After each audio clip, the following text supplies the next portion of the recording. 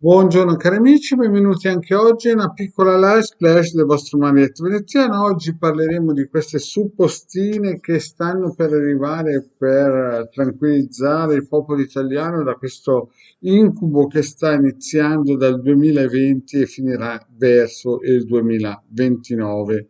Non per tutti, perché molto probabilmente per alcuni potrebbe finire prima o dopo, a dipendenza di alcune situazioni che si sono o si andranno a creare in questo periodo. Torniamo un po' agli antipodi. Nel 2010 il vostro Marietto, per chi non lo conosce ancora, aveva spiegato nei vari gruppi social in cui mi ero, come si dice, affiancato, oppure avevo pure creato con altri baldi eroi, baldi intrepidi, no? Che la situazione dal 2018-2020 sarebbe incominciata a cambiare, proprio perché sarebbero avvenuti o avvenute delle situazioni terribili per lo Stato, per la Sacra Patria.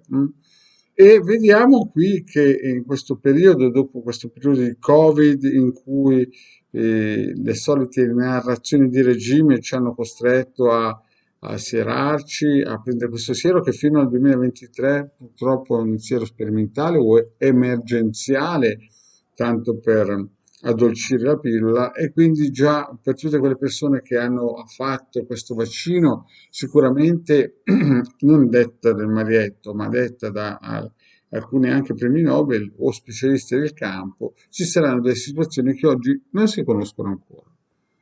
Verso la fine, diciamo 6 mesi fa, c'erano dei ministri, che saltavano in TV a dire che stava partendo il boom economico, mentre il vostro Marietto già più o meno un anno fa stava spiegando che avremmo avuto 14 milioni di nuovi poveri e infatti, forse qualcuno se ne sarà accorto, i più attenti, c'è stato un boom, ma non economico, ma un boom del prezzo, della bolletta del gas, dell'elettricità e di alcuni beni e servizi. Addirittura in alcuni supermercati non permettono di prendere più di 2 litri di olio di semi.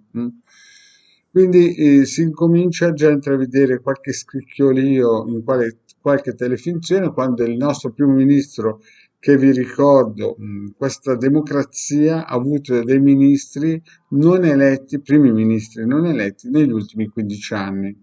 Negli ultimi 15 anni noi abbiamo avuto sempre primi ministri non eletti dal popolo, no? Quindi la nostra bella democrazia ci fa, insomma, fa scintille, diciamola così, no? E quindi già questo primo ministro ci è andato in TV a dire che molto probabilmente, se va avanti così, dobbiamo scegliere fra la pace e l'aria condizionata quest'estate. Il problema è che anche chi avrà l'aria condizionata e magari anche la pace avrà come minimo un aumento di 3.000 euro annuo, no? Quindi voi potete capire che quelle persone che hanno una pensione di 700 euro, quelle persone che prendono per fortuna il reddito di cittadinanza, avere un aumento di 3.000 euro all'anno in totale sui vari costi che saranno praticamente inflazionati, si può dire, eh, è una batosta importante. E in più si parla già, le telefinzioni, insomma, le TV di regime cominciano a parlare già di, come si suol dire, risparmi dello Stato, risparmi, tagli, piccole limature all'uso del gas in determinati orari del giorno e anche dell'elettricità. Si parla un po' per quelli come me dell'austerity che c'era negli anni 70, quando alla domenica le auto non potevano viaggiare solo nei mezzi pubblici. Chi si ricorda quel periodo si ricorda che c'era stato un boom di vendite di biciclette e di pattini. Però detto questo, non si parla ancora della guerra che c'è in Ucraina, che sta montando, e come i russi hanno usato la stessa tecnica in Cecenia, cioè praticamente le TV di regime dicono che i russi fanno fatica, nella realtà i russi stanno andando alla grande e stanno spiallando tutto quello che incontrano. Quindi, come aveva già previsto il Marietto, i russi non si fermeranno, dal mio punto di vista, all'Ucraina e andranno avanti, Polonia, Romania, Moldavia e tutto quello che troveranno di fronte, lo spialleranno e cercheranno in un modo o in un altro di portarci al Medioevo. Qui ho messo un libro, La spada segreta di Mosè, no?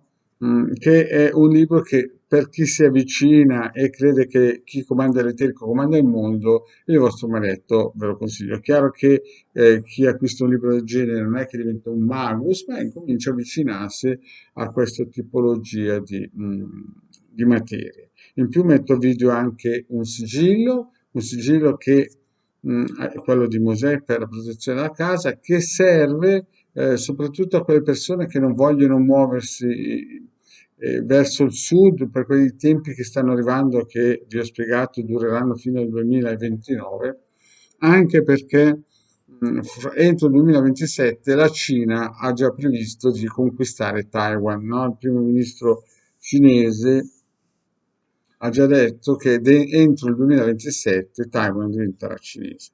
Quindi ci sono tutti gli ingredienti, sia una crisi economica, sia una crisi, mettiamoli giù così, del siero di questa guerra batteriologica che è stata fatta, sia una guerra di armi, no?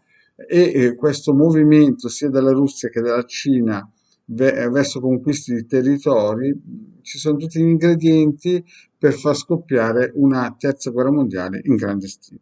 Quindi per quelle persone che pensano di non muoversi quando arriveranno qui i russi, il nostro maledetto veneziano, prima di tutto consiglia di andare nel sito del capitano a scaricare i circuiti gratuiti per proteggere anche non solo le persone che li usano, ma anche le forze dell'ordine, i militari, i carabinieri, le polizie varie, le guardie forestali, insomma tutto quello che sarà in prima linea fra un po' di tempo. E poi chiaramente per chi vuole acquistare questo sigillo di Mosè, però come ha detto consiglio prima, il sigillo o mm, di Salomone il sesto, quello di Marte, chiaramente, e poi il ciondolo magico, prima quelli e poi questo. Bene cari amici, grazie per avermi ascoltato e alla prossima, ciao.